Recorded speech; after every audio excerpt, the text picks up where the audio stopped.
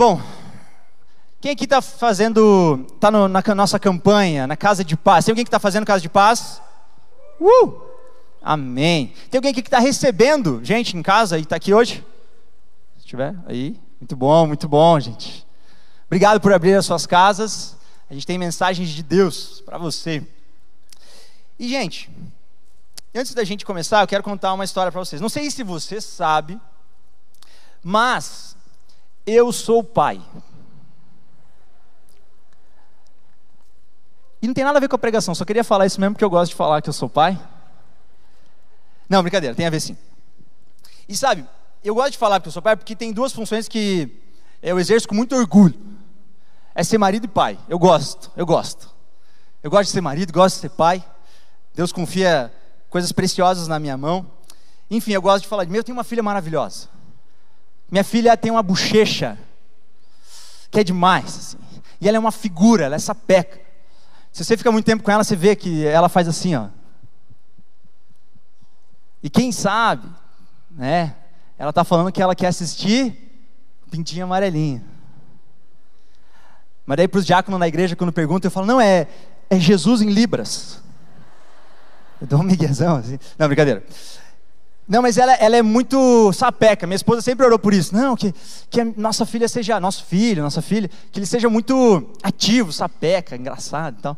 E cara, e acho que ela orou muito. Cara, a Bia é demais, assim, demais. A gente tem um controle remoto lá em casa da TV, que a gente até hoje não sabe onde foi parar. Cara, a gente já desmontou o sofá inteiro, não está lá dentro. Armário, geladeira. A gente acha que ela jogou pela janela, cara. Aí a gente foi perguntar para o porteiro, ele falou que não viu nenhum controle remoto. Tem uma TV lá que a gente até hoje não tem controle remoto, cara. Tem que subir lá porque ela fez alguma coisa, a gente não sabe ainda. É normal que eu esteja em algum lugar e eu só escuto minha esposa falando, Beatriz! Eu não sei o que é, mas ela está aprontando alguma coisinha. E teve uma vez que eu vivi um momento incrível como pai. Quem aqui é pai? Muito bom ser pai, né? E esse momento foi incrível, cara. Eu estava com ela no meu colo, com a minha filha nos meus braços, e ela começou a olhar no fundo do meu olho, assim, ó. E aí ela começou a fazer um carinho aqui, assim, ó, atrás, aqui, ó. Imagina ela, que aquele rostinho aqui, assim, ó, eu com ela no colo, e ela fazendo um carinho aqui, assim, ó. E eu olhando no fundo do olho dela, e ela olhando no fundo dos meus olhos. Gente, eu estava chorando já. Eu falei, Deus, eu vivi para esse momento. Deus, obrigado por isso. E ela olhando assim, fazendo um carinho. De repente, cara, ela vem voando e gruda no meu óculos. E ela pega meu óculos, vira de lado assim, ó, e faz assim, ó. Aí o Beatriz, aí ela olha pra mim e faz assim. Filha, meu óculos foi pra fita, cara. E aí você não sabe o que fazer direito. Aí, tem que comprar um óculos novo. Aí beleza, vamos atrás de um óculos novo. E aí, meu óculos pesado, eu falava que meu óculos era meio de tiozão. Eu falei, agora quer saber, vou comprar um óculos descolado. Eu quero ser jovem. Quero ser dessa turminha aí. Aí fui lá, e fui escolher o óculos e tudo mais. Queria ser mais modernoso. Aí encontrei um óculos redondo. Falei, cara, tá na moda. Parada meio nerd, assim, né? Falei, é esse. Me enchi de coragem e comprei um óculos redondo. Mandei botar a lente e tudo mais. Aí eu coloco o óculos redondo. Cara, quando você olha, o espelho fica olhando, cara, tá muito estranho, cara. Aí você, beleza, vou pra igreja, né? Aí você vai pra igreja assim, sabe, tipo, olha pra mim. Sabe gente que tirou o aparelho? Que fica rindo assim, ó, tipo, perceba. Era eu com meu óculos, assim, tipo. Você fica mexendo assim. E era engraçado que a pessoa ficava olhando assim e falava, tem alguma coisa de estranho, diferente. E às vezes a pessoa começava a rir demais. Aí falava, não, tá feio? Não é que tá feio. Tá diferente. Tá feio. Não, mas... Enfim, é uma transformação. uma transformação pequena, isso já faz uma diferença de como as pessoas me veem. As mulheres, quando mudam o cabelo, você muda o cabelo e quer que as pessoas reparem, é uma transformação. Você muda o cabelo e chega em casa, mexendo a cabeça, e mexe assim, eu não entendo porque a mulher dá uma mexidinha assim, e joga para trás. O que aconteceu? Não. O que você fez? Cortei. Falei, mas cortou? Mas está aí ainda, né? Porque homem é assim, quando corta, homem espera virar um capacete assim, ó. E aí corta o cabelo. A mulher não, ela vai cortando de 2 dedos em 2 dedos. E quer que a gente repare. Brincadeira. Mas querem. É uma transformação. E a gente vai falar hoje um pouquinho sobre essa transformação. A palavra de hoje, a gente vai continuar dentro dos nossos estudos da Casa de Paz. A gente vai falar um pouquinho sobre a bênção da transformação. Por isso pega a tua Bíblia e abre ela no livro de João, no Evangelho de João, capítulo 4.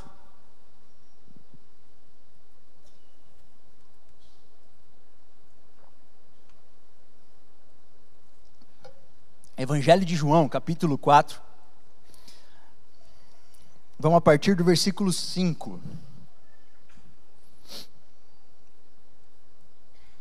A Bíblia diz assim: Assim chegou uma cidade de Samaria, chamada Sicar, perto das terras que Jacó dera a seu filho José. Havia ali o poço de Jacó. Jesus, cansado da viagem, sentou-se à beira do poço. Isso se deu por volta do meio-dia. Nisso veio uma mulher samaritana tirar água. E disse-lhe Jesus: Dê-me um pouco de água. Os seus discípulos tinham ido à cidade comprar comida. E a mulher samaritana lhe perguntou: Como o Senhor, sendo judeu, pede a mim, uma samaritana, água para beber? Pois os judeus não se davam bem com os samaritanos. Jesus lhe respondeu: Se você conhecesse o dom de Deus e quem lhe está pedindo água, você lhe teria pedido e eu lhe teria dado água viva. Disse a mulher: O Senhor não tem com o que tirar a água e o poço é fundo. Onde pode conseguir essa água viva? Acaso o Senhor é maior que o nosso pai Jacó, que nos deu o poço do qual ele mesmo bebeu, bem com seus filhos e seu gado? E Jesus respondeu: Quem beber desta água terá sede outra vez. Mas quem beber da água que eu lhe der, nunca mais terá sede.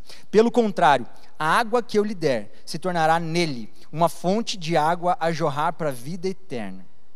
E a mulher lhe disse: Senhor, dê-me dessa água, para que eu não tenha mais sede e nem precise voltar aqui para tirar a água. Ele lhe disse: Vá, chame o seu marido e volte. E ela responde: Eu não tenho marido. E disse-lhe Jesus: Você falou corretamente, dizendo que não tem marido. O fato é que você já teve 5 maridos, e o homem com quem você vive agora não é o seu marido. O que você acabou de dizer é verdade. Então disse a mulher: Senhor, vejo que é profeta. Os nossos antepassados adoraram nesse monte, mas vocês, judeus, dizem que em Jerusalém é nosso lugar onde deve se adorar. Até aqui está bom. Vamos orar. Senhor Jesus, nos dá o real entendimento da Tua palavra. E que nessa noite, a transformação do Senhor possa ser sobre as nossas vidas, Pai. Que nosso coração possa estar aberto para tudo que o Senhor vai fazer. É o que a gente pede, Pai, em nome de Jesus. Amém. Amém? Amém? Obrigado. Gente, esse é um texto muito famoso. A mulher samaritana. Basicamente, Jesus está vindo da Judéia em direção à Galiléia, que ficava ao norte. E para chegar lá, ele precisava atravessar Samaria. E os judeus não se davam com os samaritanos. Não era comum que os judeus passassem ali. Eles tinham divergências políticas e até mesmo religiosas. Então os samaritanos eles eram excluídos pelos judeus. E quando ele vai passar por ali, ele chega perto dessa cidade, Sicar, e aí ele manda os discípulos irem comprar pão, ou comida, enfim. Ele fala assim, vão para a cidade comprar comida e eu espero aqui no poço. E ele espera no poço, a que chega uma mulher, uma samaritana. Não era comum que homens tivessem contato com mulheres em lugares abertos, assim. Não era comum que isso acontecesse. E Jesus transcende isso e encontra essa mulher ali. Mais do que isso, ele era um judeu conversando com uma samaritana. Então eles conversam ali, ele pede água para ela. E ela fala assim: como é que você quer que eu pegue água? Primeiro ela fala: você é um judeu, eu sou uma samaritana, como é que você faz esse pedido para mim? E ele fala assim: se você soubesse quem eu sou, você não só pediria água, e eu lhe daria água de você, e você não teria mais sede, mas de você jorraria uma fonte de água viva. Então ela não entende direito, ele fala isso de novo, e aí ele pergunta para ela: aonde está o seu marido?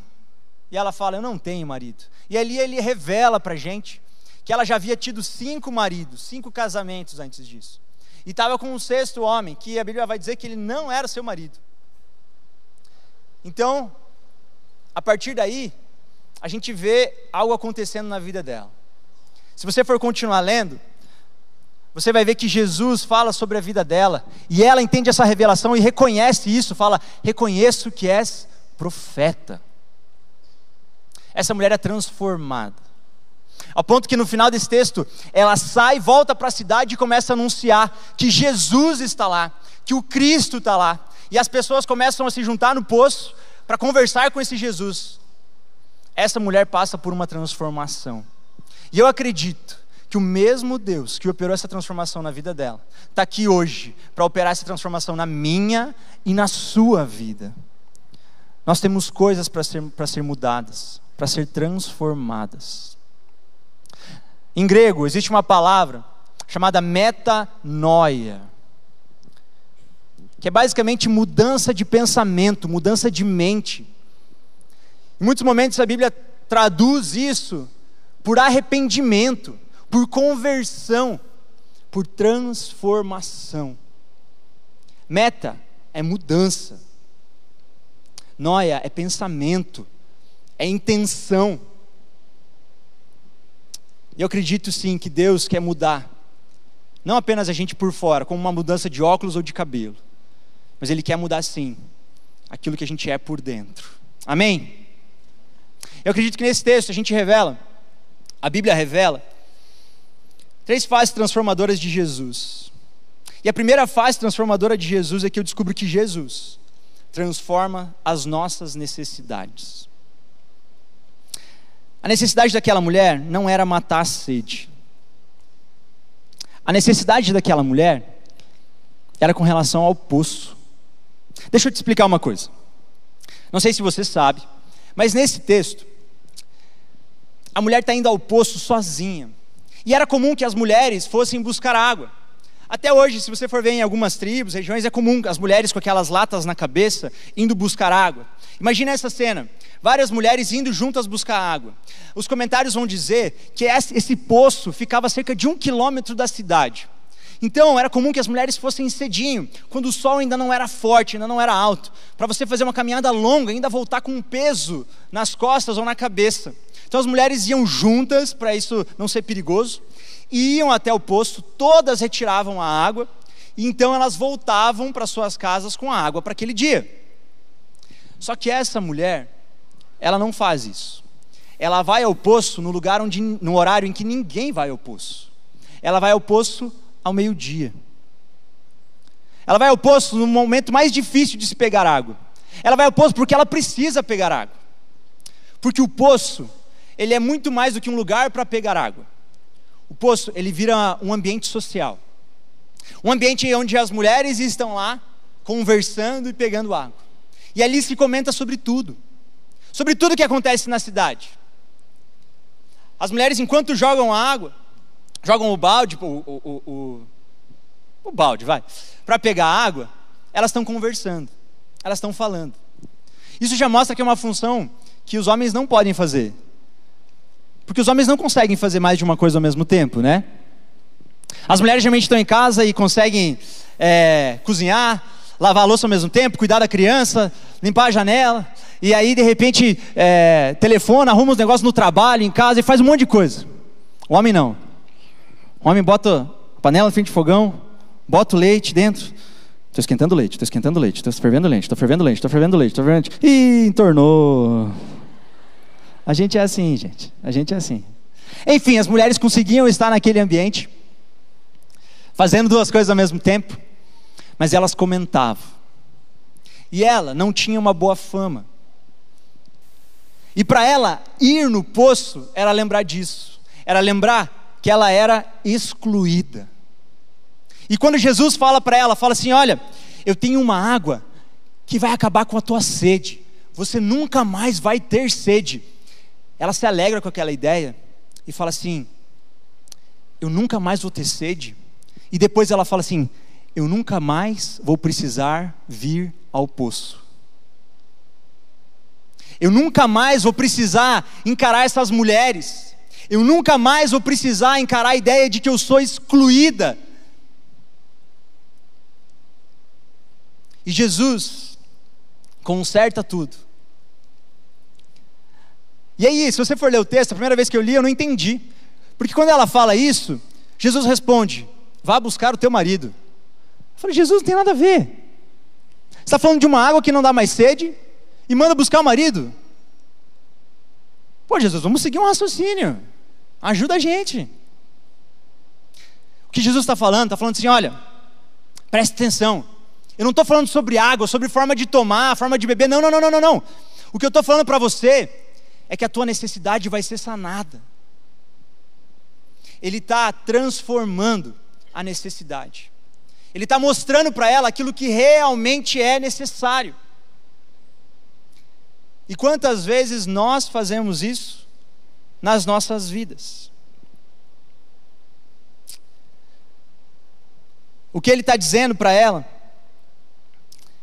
é que deixar de frequentar o poço não vai curar a sua ferida. Deixar de frequentar o poço não vai fazer ela feliz. Ele está falando: querida, tem um vazio dentro de você que só eu posso preencher.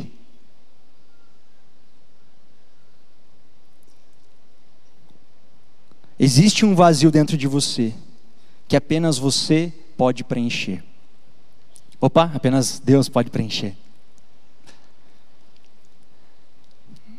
Quantas vezes a gente ora e fala assim: Deus, manda provisão, me dá mais dinheiro, Deus, traz essa pessoa de volta.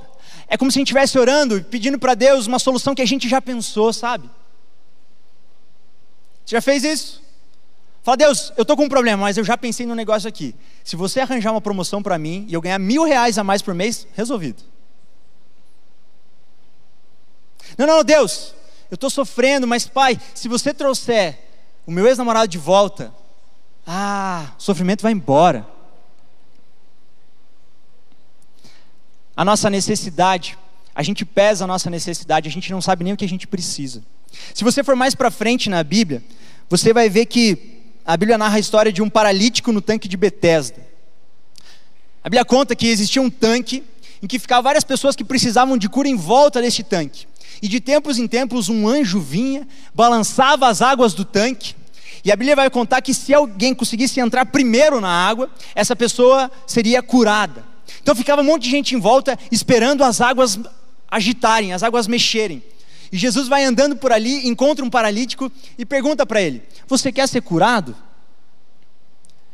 E ele não responde sim. Ele responde: eu não tenho ninguém que me coloque ali dentro. Você entendeu que Jesus não está perguntando para ele se ele quer ajuda para entrar lá. Jesus está falando: querido, eu tenho a solução. Eu tenho uma solução para você. Sabe, é como a gente ter uma doença, ter uma dor muito forte. Isso revela que você tem uma doença muito forte. E aí você toma um remédio que tire a dor. Você fala: não, pelo menos para a dor por um tempo. Mas a doença continua a crescer. A doença continua a aumentar. Mas pelo menos não dói. É como você fala assim: não. Eu estou com uma dor muito forte no meu peito. Eu estou com uma dor nas minhas emoções muito forte. Pelo menos eu tenho aquela pessoa que pelo menos é um pouquinho de amor, que me ajuda um pouquinho, mas pelo menos é um pouquinho. E aí Deus vai falar para você: filho, você não precisa de uma pessoa, você precisa deixar que eu cure a tua carência. E Deus quer mostrar para você que as suas necessidades podem ser transformadas por Ele. A necessidade daquela mulher, depois que ela tem um encontro com Jesus, muda. Ela não tem mais vergonha ou medo. A Bíblia vai dizer que ela deixa seu cântaro para trás e sai correndo para a cidade e começa a anunciar que Jesus está lá. Você entende? Mudou a necessidade dela. A necessidade dela é fluir, falar. Jesus sabe exatamente o que você precisa. Para de dizer para Ele o que você precisa e pede para Ele revelar para você. Eu acredito que aqui hoje Deus quer mudar até mesmo a tua oração. Que em vez de falar: Jesus, manda mais dinheiro, vai ser: Jesus, me ajuda a administrar o que o Senhor já me deu. Em vez de ser: Jesus, me traz uma pessoa amada, vai ser: Jesus, cura a minha carência. Jesus quer transformar você por completo, a começar pelas tuas necessidades.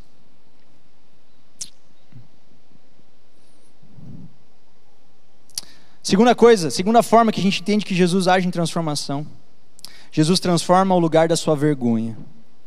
Como a gente viu no ponto anterior, o poço era um lugar de vergonha daquela mulher.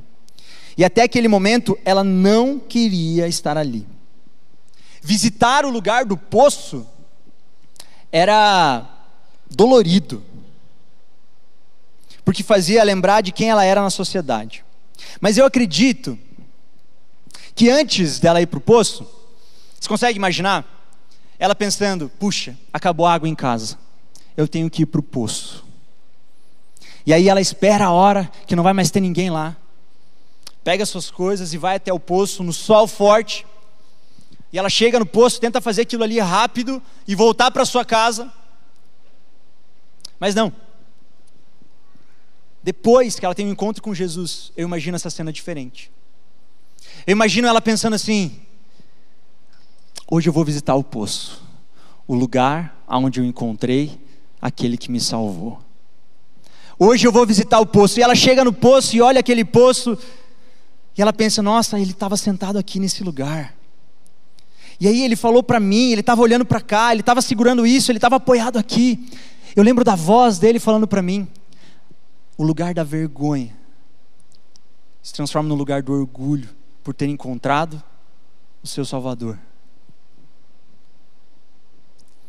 Eu acredito que Deus quer transformar aquilo que mais dói dentro de nós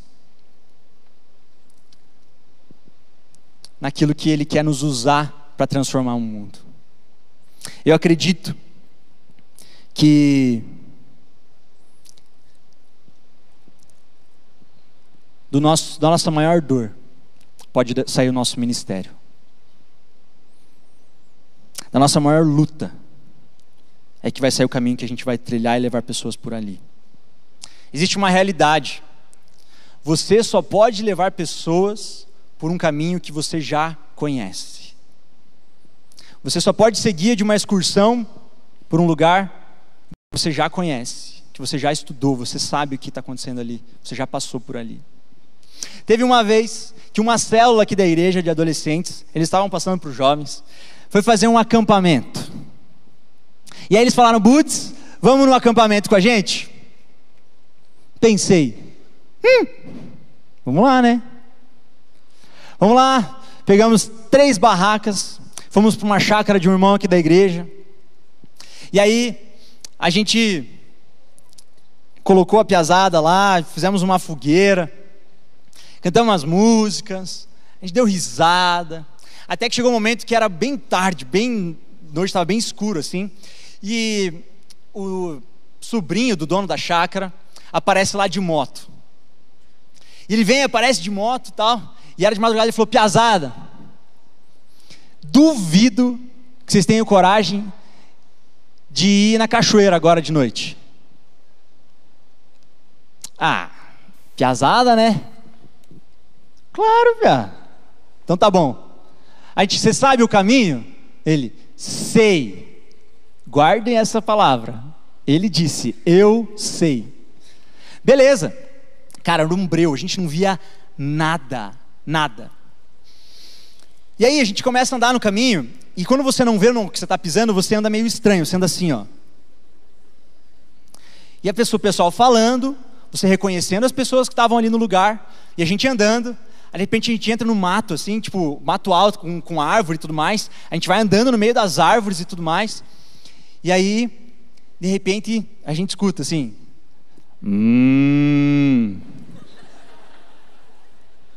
Aí, cara, a gente estava andando fazia uns 20 minutos, mais ou menos. Daí ele fala, piazada, vocês têm medo de vaca? Nunca pensei que eu pudesse responder essa pergunta um dia. A gente, não. Ah, então tá bom, então vamos seguir. Beleza. Para você trilhar por aquele caminho, você não pode ter medo de vacas. Beleza, passamos uma cerca, andamos por mais um campo, passamos outra cerca, entramos em mais uma floresta. Cara, um breu, você não via nada.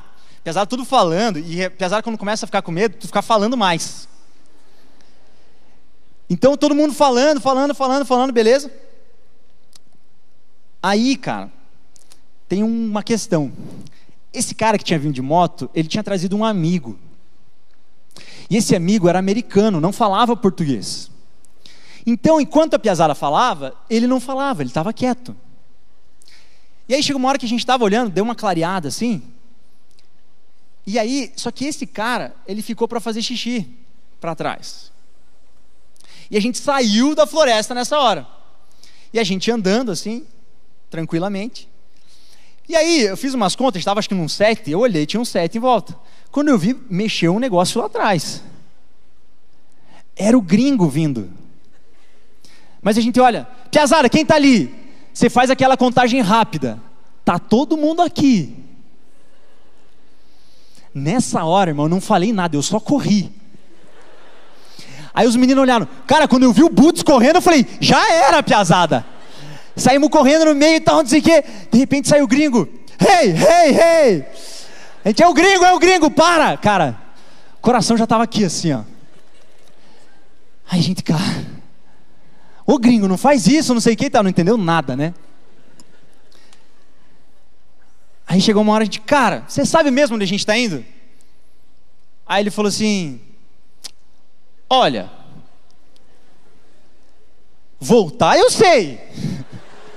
Falei, pô, mano, então vamos voltar. Daí voltamos. O fato é que até hoje, quando a gente olha para esse cara, essa frase ficou, voltar eu sei. Você só consegue levar pessoas para o lugar onde você já foi. As dores que você está sentindo hoje, Deus quer tratar elas em você, mas Deus quer te usar para tratar ela na vida de outras pessoas. O caminho que você trilha hoje, por mais difícil que seja, Deus quer moldar ele, a ponto que você seja instrumento, ferramenta nas mãos dele, para tratar outras pessoas. O lugar da tua vergonha, o lugar da tua dor, vai ser transformado no lugar do teu testemunho. O lugar onde Deus quer nos ajudar a levar pessoas por ali. Terceiro, e última postura de Jesus com relação à transformação. Jesus transforma o propósito dessa mulher. A partir do versículo 39, se você for ler, no versículo 29, essa história parece que termina. E aí, por 10 versículos, ele fala de outras coisas. Ele fala sobre colheita, ele fala que a seara é grande, mas são poucos trabalhadores, que você vai colher algo que outros plantaram e tudo mais. E aí, no versículo 39 vai dizer, muitos samaritanos daquela cidade creram nele, por causa da palavra da mulher que testemunhava. E ele me disse tudo quanto tenho feito. Então os samaritanos foram até ele e pediram-lhe que ficasse. Então ele ficou ali 2 dias. E muitos outros creram por causa da sua palavra. E diziam à mulher, já não é pela tua palavra que cremos, pois agora nós mesmos temos ouvido e sabemos que este é verdadeiramente o Salvador do mundo. Essa mulher tem o seu propósito transformado. a vida dela é transformada, mas o motivo da vida dela muda. Simplesmente pelo encontro com Jesus. Se você for voltar na Bíblia, em João 1, vai contar a história de Filipe e Natanael. Jesus está andando, e Jesus chega para Filipe e fala: Filipe, me segue. Filipe vai lá e segue. E ele fala: Natanael, vamos seguir Jesus. Jesus? O que é esse cara? E aí, ele vai para ver. Ele vai lá para ver Jesus. E ele tem um encontro com Jesus, e Jesus vira para ele e fala assim: eu te vi embaixo da figueira. E ele para aquilo. Fala: como assim? Como que você sabe disso? Realmente, você é o Cristo. O que quer dizer eu te vi debaixo da figueira? Alguns comentaristas dizem que quando Jesus está para nascer, sua Bíblia fala, é feito como pode dizer?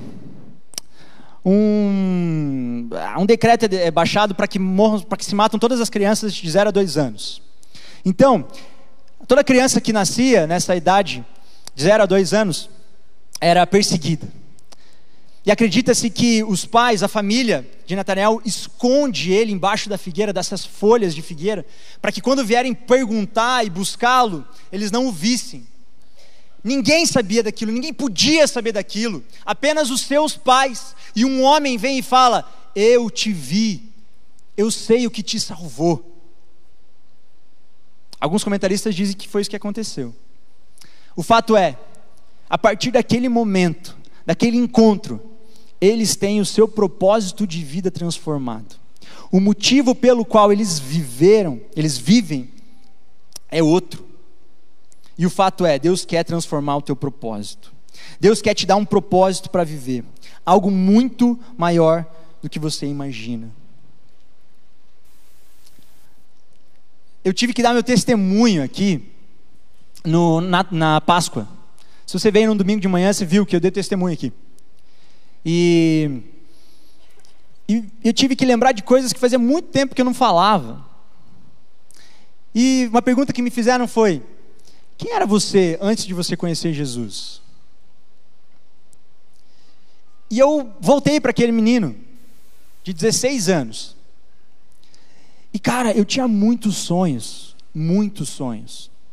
Eu queria ser muitas coisas. Eu queria fazer muitas coisas. Mas sobravam sonhos, mas faltava propósitos. Eu não entendia o porquê eu nasci. E ela perguntou: e agora? E depois que você conheceu Jesus, o que mudou? Eu falei: hoje eu continuo cheio de sonhos, mas hoje eu entendo o propósito da minha vida. Hoje eu entendo o porquê eu estou aqui. Deus me deu um chamado. Deus revelou dons na minha vida.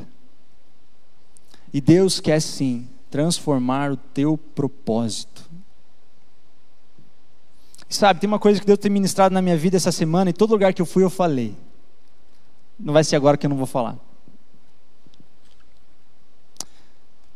Talvez você pense que o teu propósito acabou, que você jogou fora a tua chance, que o teu dom ou o teu chamado ficou para trás. Talvez você pense que você perdeu a tua oportunidade, que isso já não é mais sobre a tua vida. Mas a Bíblia vai dizer em Romanos 11, 29, é simples esse texto, vai dizer assim: pois dons e chamado são irrevogáveis. O teu dom não morreu, o teu propósito ainda está lá. Fica de pé no teu lugar.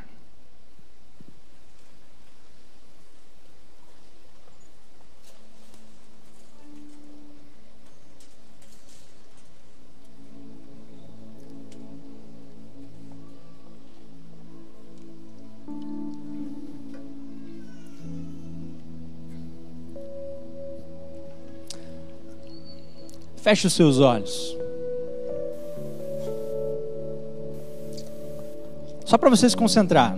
Se você não quiser fechar os olhos e olhar para baixo, faz isso.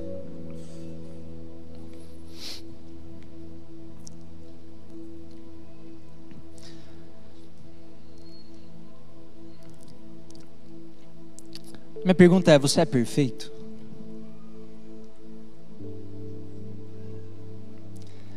Se a resposta que você deu foi sim, já mostrou uma imperfeição sua. Minha pergunta é: o que tem para ser transformado? Eu creio que nessa noite é uma noite de transformação, cara. Eu creio sim que essa é uma noite de mudança. E Deus quer sim transformar as necessidades que você acredita que tem.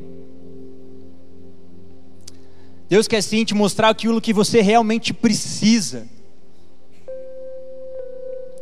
Eu acredito sim que nessa noite Deus quer transformar o lugar da tua vergonha e pegar toda a tua luta e transformar no teu ministério o caminho que você vai levar pessoas. Eu acredito sim que hoje Deus pode te dar o propósito da tua vida.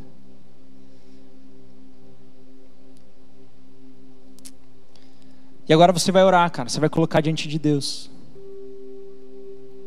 a tua vida, a transformação que você quer que Deus faça, ao ponto que você abre e fala: Deus, transforma em mim, Jesus.